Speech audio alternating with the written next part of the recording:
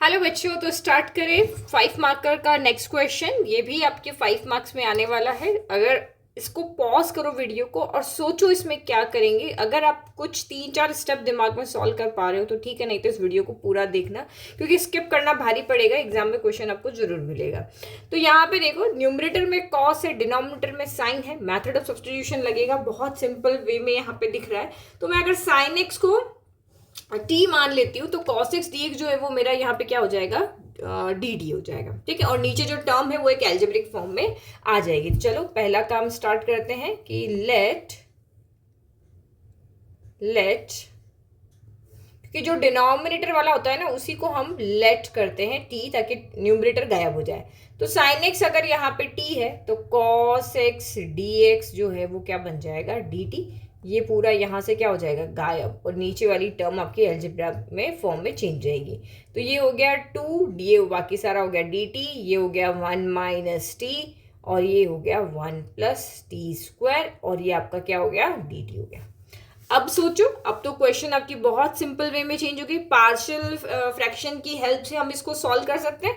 तो यहाँ पे लिखेंगे अब now 2/1 minus T 1 plus T square is equal to, किस तरीके से लिखेंगे अब, ये लीनियर इक्वेशन है तो a अपॉन आएगा 1 माइनस टी। फिर ये आपकी क्वाड्रेटिक इक्वेशन है तो क्या आ जाएगा, बी टी प्लस सी अपॉन 1 प्लस टी स्क्वायर यहाँ पे हो जाएगा।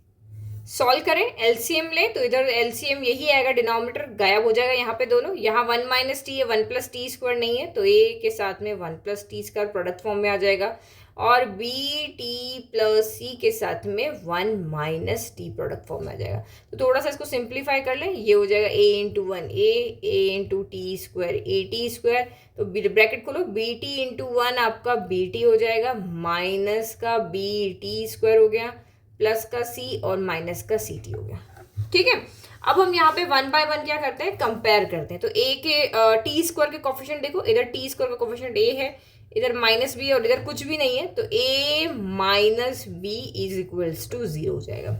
फिर t के कोफिशिएंट देखो, यहाँ b है, यहाँ माइनस का c है, और इधर t का कोई कोफिशिएंट नहीं है तो ये भी क्या हो जाएगा, 0। तो b minus C is equals to आपका क्या हो गया।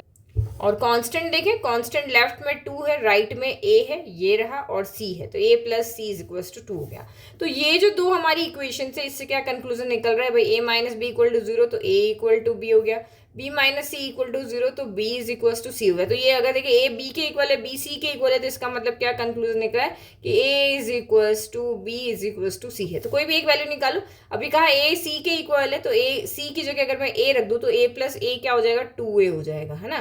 तो ये 2 जब इधर जाएगा तो 2/2 हो जाएगा, तो a की वैल्यू एक्चुअल में क्या हो गई, 1 हो गई। तो a 1 है तो सारे की ही वैल्यू क्या हो जाएगी, यहाँ पे 1 हो जाएगी। इजी, ठीक है। अब इसको हम क्या करते हैं और वैल्यू पुट करते हैं। अब हमारे क्वेश्चन के अंदर क्या हो गया, 2/1 माइनस टी ब्रैकेट में 1 प्लस टी स्क्वायर है, तो a की वैल्यू 1 है तो ये 1/1 माइनस टी हो गया।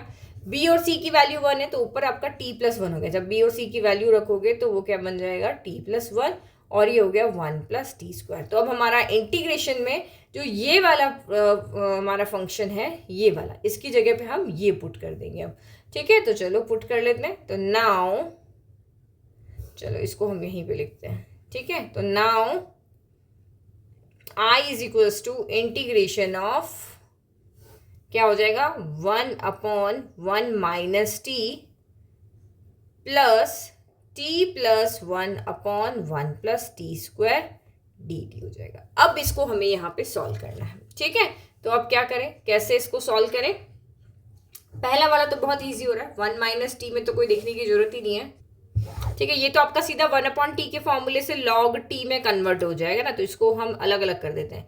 तो ये integration of 1/1 minus T D T हो गया। इसको भी हम क्या करते हैं, सिंप्लीफाई कर लेते हैं। Integration of t/1 plus T square D T, फिर प्लस, क्योंकि ये नीचे स्क्वायर की फॉर्म है ना, तो 1 स्क्वायर प्लस टी स्क्वायर है, तो यहाँ पे भी आपका क्या हो जाएगा, फॉर्मूला लग जाएगा। तो एक्चुअल में यहाँ पे अगर हम देखें तो ये इसका फॉर्मूला डायरेक्ट है, ये वाले का इसका फॉर्मूला यहाँ पे डायरेक्ट है, और इसका फॉर्मूला यहाँ पे डायरेक्ट है। अब देखना है कि हमें ये सेंटर वाले को कैसे यहाँ पे सॉल्व करना है।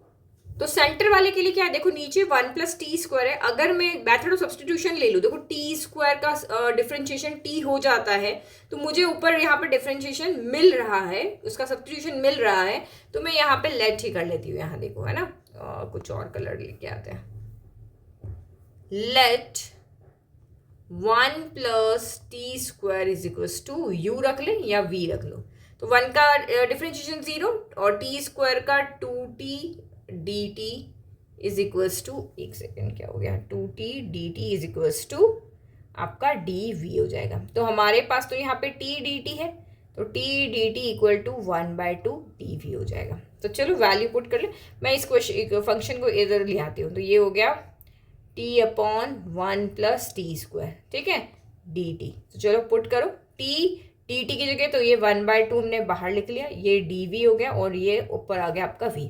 तो ये आपका क्या हो जाएगा 1/2, 1/t का क्या लॉग होता है, तो 1/log v हो गया। अब v की जगह वैल्यू रख लो, तो 1/v log modulus of v की जगह 1 प्लस टी स्क्वायर हो गया।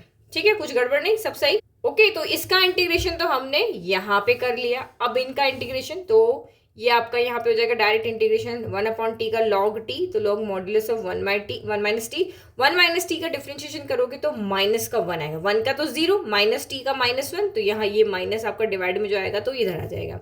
फिर इसका डिफरेंशिएशन हम कर चुके हैं, नहीं इसका इंटीग्रेशन जो है इसका कर चुके हैं, इसका इंटीग्रेशन बाकी है।